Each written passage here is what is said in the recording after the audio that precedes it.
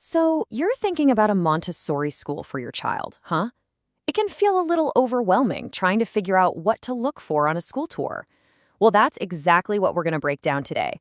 This is your guide to feeling totally confident and prepared for that super important visit. It's so interesting. Almost every parent who walks into a Montessori classroom for the first time says this exact same thing. They might not be able to put their finger on why, but the number one piece of feedback is just, wow, it feels so peaceful in here.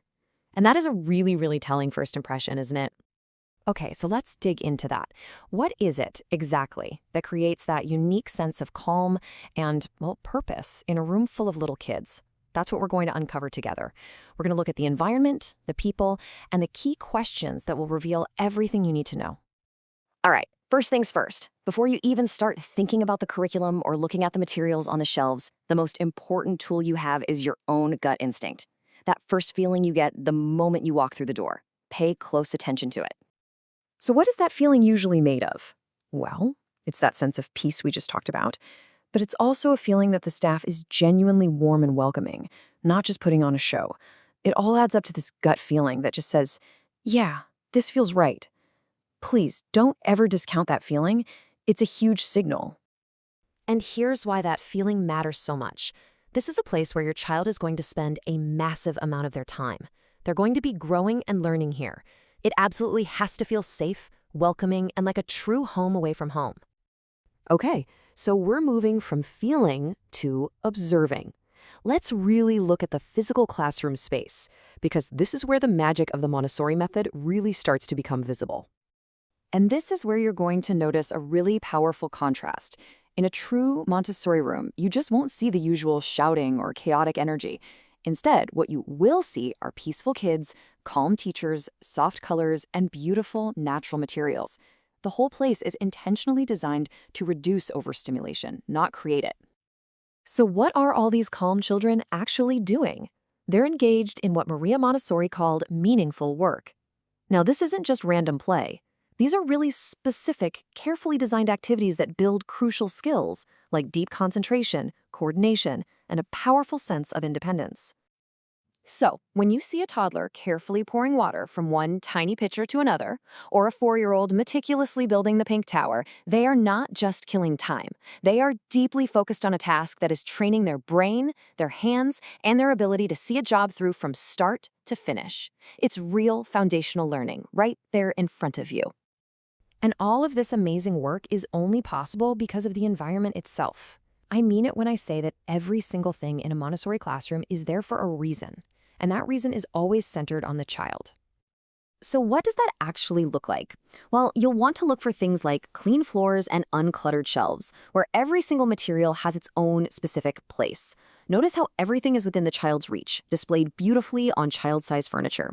This external order is so important because it helps the child build their own internal sense of order and calm. Okay, so we've covered the feeling and the physical space. Now let's turn our attention to the people, specifically how the teachers, or guides as they're called, interact with the children. If you watch a Montessori guide for just a few minutes, you'll see a very deliberate, very respectful approach. You'll see them kneel down to get on the child's level, they'll speak softly, and this is a big one. They observe patiently. They resist that impulse to jump in and interrupt a child who is concentrating. They're literally modeling the grace and courtesy they want to see in the children. So, what should you feel while you're watching this? You should feel a sense of genuine warmth and just profound respect flowing from the adult to the child. There should be absolutely zero feeling of being rushed or of pressure or impatience. And that whole community feeling is supercharged by one of Montessori's core ideas, the mixed-age classroom. This isn't just random.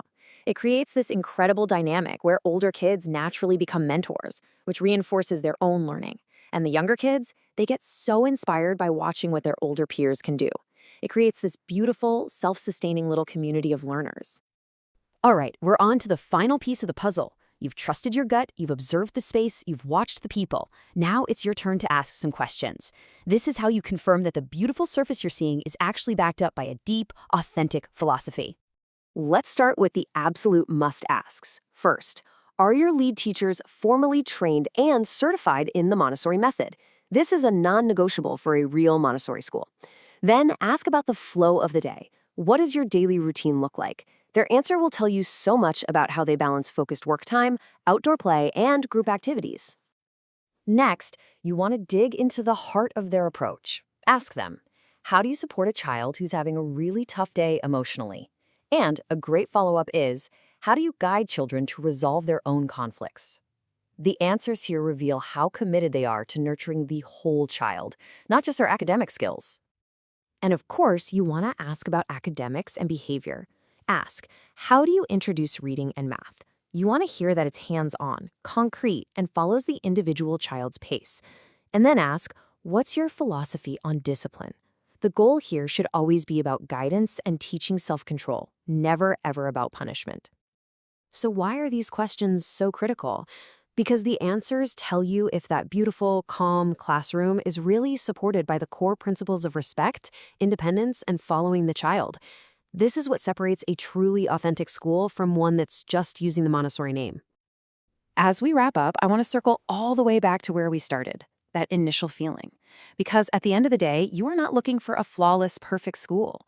You are looking for a place where you, and especially your child, can make a real, genuine connection.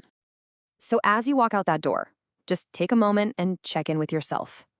Do you feel welcomed, reassured? Do you feel confident in their approach? Are you feeling a little inspired by what you saw? And ultimately, do you still have that sense of peace you felt when you first walked in? That feeling, that's your guide. That's what will tell you if you found the right place.